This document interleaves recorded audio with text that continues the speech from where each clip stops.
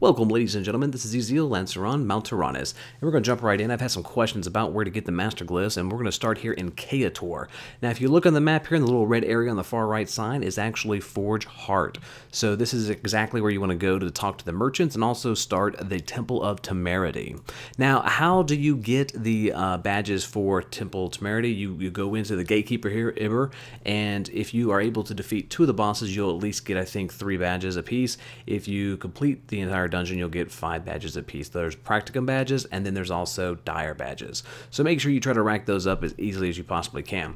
So the badge merchant, Saris, is actually the one who does the practicum badges, which is kind of like a random luck box for your class for a skill. Then you've got Daskin, who is like the range merchant, and then you've got Limic, who is actually the melee merchant for the various classes. So we'll go ahead and I'm going to show some of these different things here. So here's the actual glyph boxes. They cost 10 practicum badges. So it's basically a complete randomization of you actually getting the glyph you want, and then also you may potentially get 20 practicum badges in return where you can have 2 more tries. Now, one thing to keep in mind here is even if you roll and you already have a glyph, you do have a potential of getting the same glyph that you may already have from these glyph boxes. So definitely make sure you do realize that you can sell those. Now, you can sell those to the merchant only. You can't actually trade or sell any master glyphs to anybody else whatsoever. In addition, you can buy from the brokerage any of these practicum badges, dire badges, gold talents, silver talents. Now, moving right along, I'm not going to show all the classes. What I am going to do is just kind of show you what one looks like. So here's the Sorcerer, and you'll see that there's actually 1 page and 2 page of actual glyphs. This is exactly kind of the same count for most of the classes. And so you can actually see here right away that the Sorcerer actually has 15 additional Master Glyphs. So take your 15 multiplied by 30, and that's roughly about how many points you're going to need. Now, if you do run into and you get all the bosses done, you get 5 for each time you go into Temple Temerity, which for Elite is a cooldown of 30 minutes, and for our free-to-play players, that's once every hour. So just calculate that out, and that's how many you're going to need to get through and get these different badges.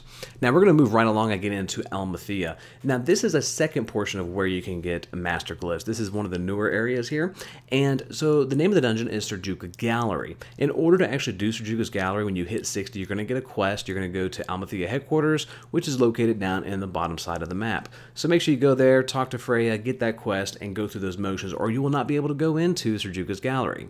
Now, if you look here on the map, I'm actually in the Arcane Symposium. You do see that we've got 3 different types of merchants here. We have the Melee Talent Agent, Range Talent Agent, and Glyph Boxes. So they've actually named them quite well for us.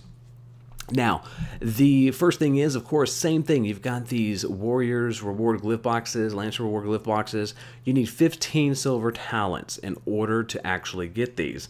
It's the same exact thing, or very similar to the Temple of Temerity. One little catch. It's not just for the Sirjuka Gallery Master Glyphs. What's really weird is that these actually encompass Temple of Temerity and Sirjuka Galleries, and that's it. Whereas Temple of Temerity glyphs, Master Glyphs, do not encompass, these boxes do not encompass Sirjuka's Gallery. So keep that in mind. It's very important that you realize that you're going to have a very rare chance of getting these Sirjuka Gallery glyphs out of these boxes because it encompasses 2 of those dungeons. Now, if we look here, we got the Warrior here who has basically 5 different glyphs. I think there's some that may have a little bit more. Now, these glyphs here are 45 gold talents, and this is going to take you a very long time in order to do this. If you're an elite player, I believe you get up to 6 turn-ins into Sirjuka's Gallery. You can enter 6 times in one day. If you are just a regular free-to-play, you only get 3 attempts. Now, if you want to find out more exactly on how many talent points you get per run, Sirjuka's Gallery is kind of a little bit different. It's actually got a ranking system. So the maximum points I think you can get is like 2 gold talents and maybe 5 silver talents. I'm not sure. I had to double check some of my numbers there. If somebody's got that, put it in here. If not, I will put the exact numbers that you need, because it's been quite a while since I've run the Sirjuka's Gallery myself. So that's basically, you know exactly where you need to go now in order to get those Master Glyphs. You know which dungeons you've got to go into. Now, what you probably want to do is go do a little bit more research, find out exactly how to complete those dungeons. The Temple of Temerity is super easy. Sirjuka's Gallery compiler. I've got a video up for that already in 3 parts that would help you and your group get through that. So definitely I encourage you to go visit that guide as well. Now, if you guys have any questions whatsoever, feel free to leave them here in the YouTube channel or on Reddit, or find me on the Tera forums. And if there's anything you want to critique or add, or you want me to do a video on, I'd be more than happy to try to accommodate that as well for you. And as always, happy hunting.